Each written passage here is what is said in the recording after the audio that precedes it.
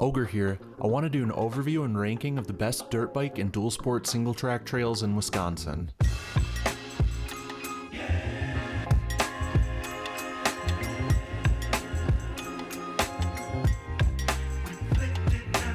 Now, this video is going to cover specifically single track that allows dirt bikes and dual sports and not single track that allows mountain bikes. Almost always dirt bikes are not allowed on mountain bike trails and vice versa. I'm also not going to be discussing the legalities, amenities, and fees of each trail system. For that, you will have to refer to my individual reviews of each trail system. To be more specific yet, single track is a single lane of dirt trail that only two-wheeled vehicles can fit on. All of these trails are very tight trails that has sections that you'd never be able to fit an ATV through. Another point I'd like to make is that I'm only going to be talking about trail systems that are open to the public all season, not ones open specifically for dual sport rides or trails that require permission to ride. So essentially, these are all going to be public systems that you can hop on and ride regardless of the time of year as long as it's a season for dirt bikes. I think it's important to note that all of these trails have campgrounds attached to them, so if you're traveling long distance, you can stay. So let's get this started. Here are the four main trail systems in Wisconsin. Crawford Hills OHM located just east of Black River Falls, Wisconsin, Knobby Ridge OHM located just west of Neillsville, Tamaracks OHM located north of Eagle River, and Tigerton OHM located just outside of Tigerton, Wisconsin. There are a couple of other trails in Wisconsin, but they're mainly tiny little branches of OHM trail made off of bigger OHV parks. We're talking 1 to 2 miles. They're not worth traveling across the state for, whereas these are.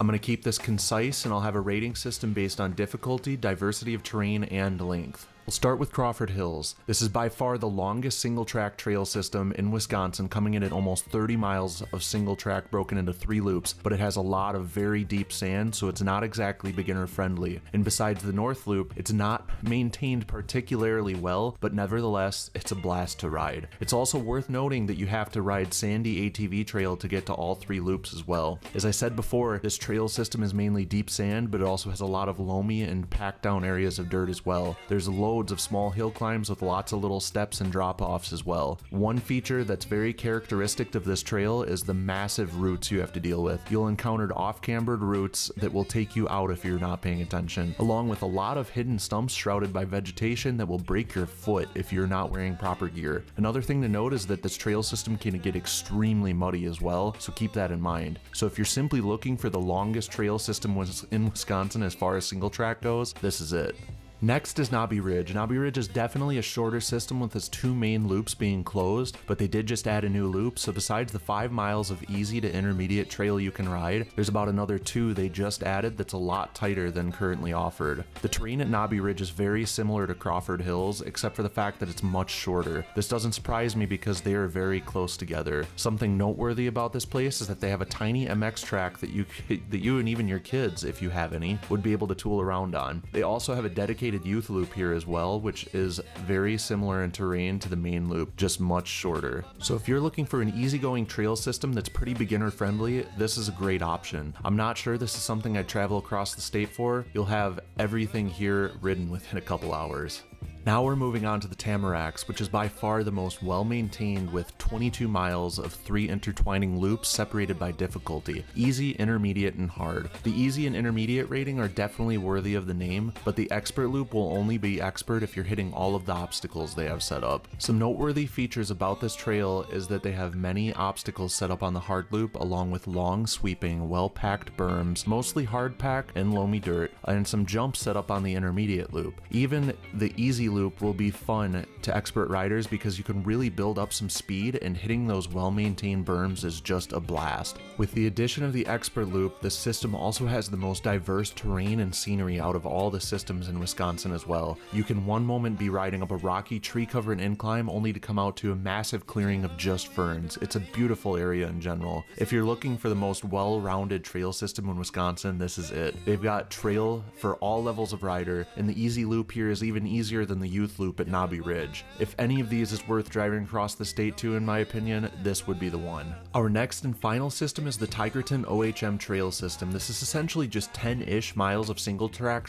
shrouded by an OHV park. Bar none, this is the most difficult trail system out of the bunch. Definitely don't try this as a beginner off-roader in general. In regards to the single track though, the most noteworthy feature of this place is the obstacles. Loads of large rocks and boulders that they force you to climb up and traverse. This is not a place where you can just skip all of the obstacles like at the Tamaracks either. They force you to do almost all of them to continue the single track. Terrain is mainly hard-packed dirt with mud and rocks. Another thing to mention is that out of all of these trail systems, this one has the single track that's hardest to follow. It intertwines a lot and it's kind of poorly signed. Nevertheless, it's a super fun trail system to ride, and if you get too bored or realize you don't have the skill to complete the single track, you can always ride the OHV park itself for a good time. So how would I rank these? Like I said before, I'm going to rank them based on difficulty, diversity of terrain, and length. So I'll rank as 1 to 4, with 1 being the highest, closest to description, or best.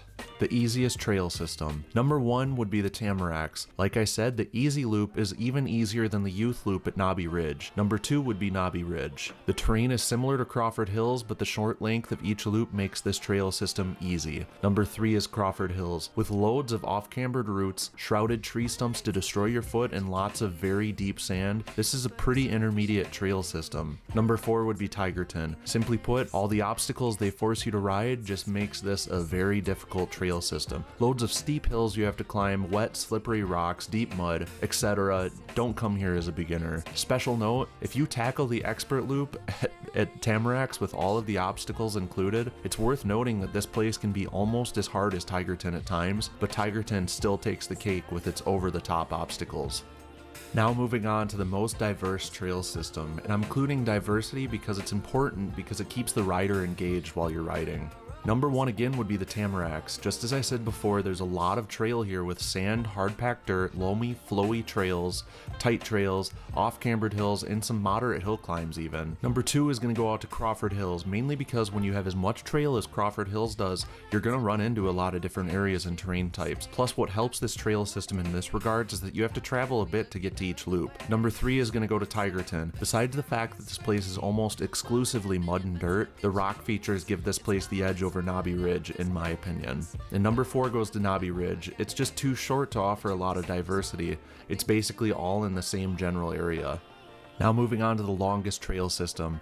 If you're looking for the most to ride in general, it's obviously going to be Crawford Hills at almost 30 miles of single track. You could spend the better part of a day riding here, which is why I'm giving it number 1. Number 2 is the Tamaracks. At 22 miles with an expert loop to slow you down, you probably will spend all day here. Number 3 is Tigerton. You have just over 10 miles to play with, and with these insane obstacles, it's gonna take you a while to complete. Number 4 is Knobby Ridge. While it's a great system, it just doesn't have the length to keep you engaged all day long.